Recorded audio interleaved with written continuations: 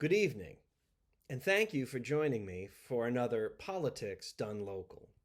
My latest article, My Life with a Sludge Landfill. Okay, friends, I'm going to come clean. I've been in a long-term relationship with the city of Gardner's sludge landfill. And this may make you a little queasy, me having somewhat of a close relationship to your poop.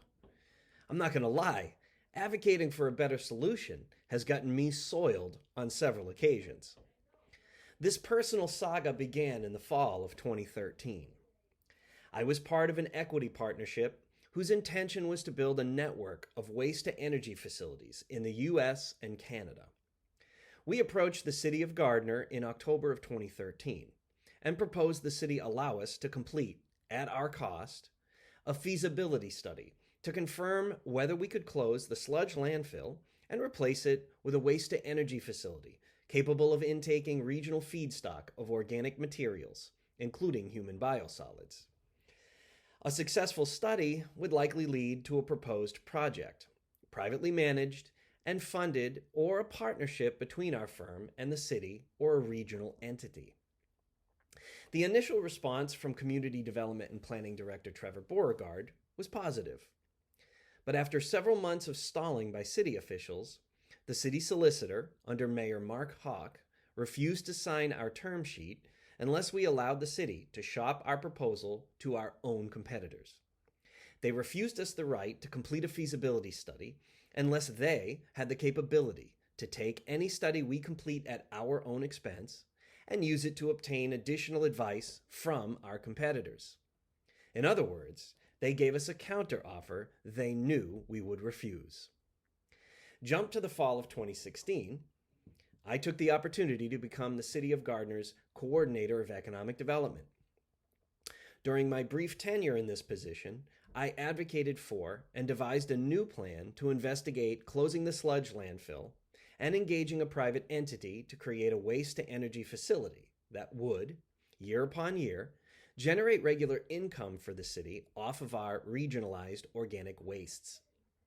It was my desire, as proposed at the time, we take these revenues and create a municipal economic development foundation, perhaps to be used like a revolving loan fund and targeted towards our economic development goals for many decades into the future. In October of 2016, I, like so many of you, participated in a public meeting of the City Council and engineers from CDM McGuire, representing the city and who was retained by the executive branch of city government. Recommendations made by CDM McGuire would then be approved by City Council and delegated to relevant city departments by the mayor. During this review of a study of alternatives for the sludge landfill, instigated by then Mayor Hawk, the report stated that multiple alternatives were considered, with only one found to be financially or technically feasible, and that would be the expansion of our existing sludge landfill. Indeed. Here's the problem. There was never produced, nor has there ever been produced, a detailed engineer's certified feasibility study done on the solution currently in the works, nor of any of the alternatives listed in this 2016 report.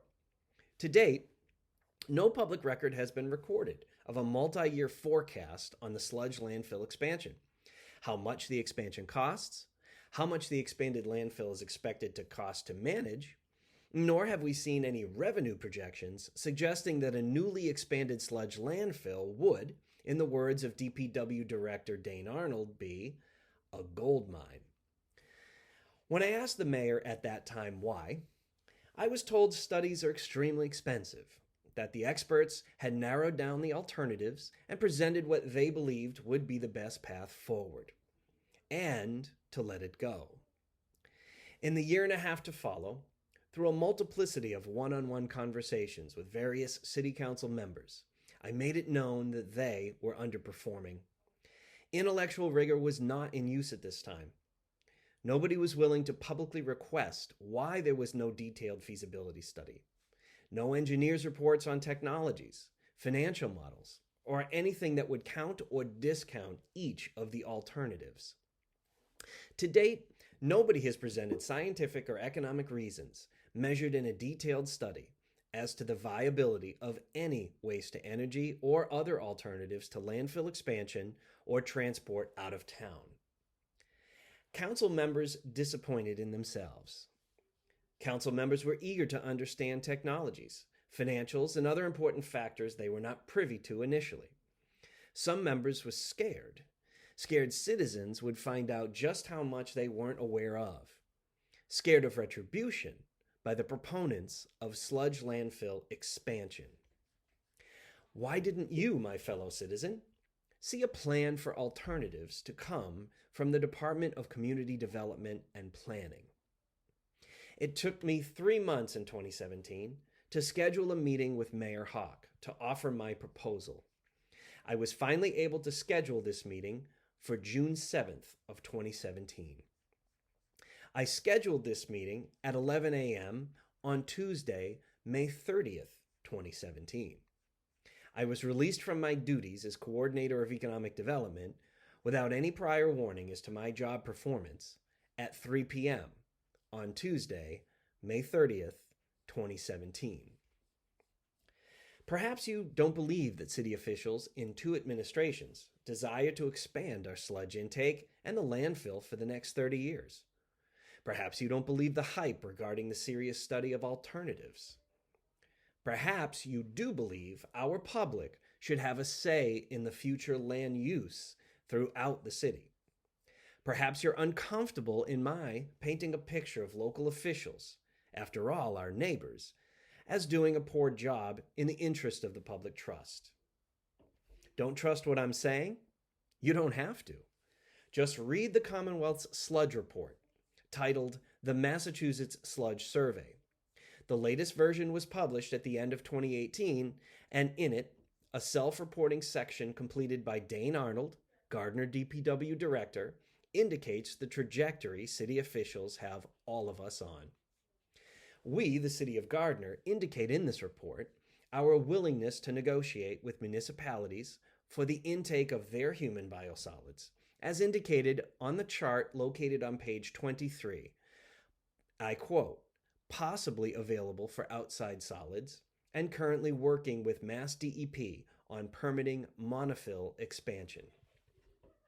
And so here we are, Gardner, a decaying downtown, businesses continuing to seek other locations outside of the city, slumlords, a lack of a strategic plan for any economic development, grant chasing by municipal staff that results in projects that don't respond to the local needs of citizens and businesses, the Community Development and Planning Department shedding multiple employees, the State Supreme Court ruling on the management of our public drinking water, and the mismanagement of a sludge landfill at the expense of habitat, people, and economic development. And so my story of love and loss ends. But it isn't just my story. It's a story for all of us. So I ask you to ask yourself this one question. Why is it so important to keep a sludge landfill open?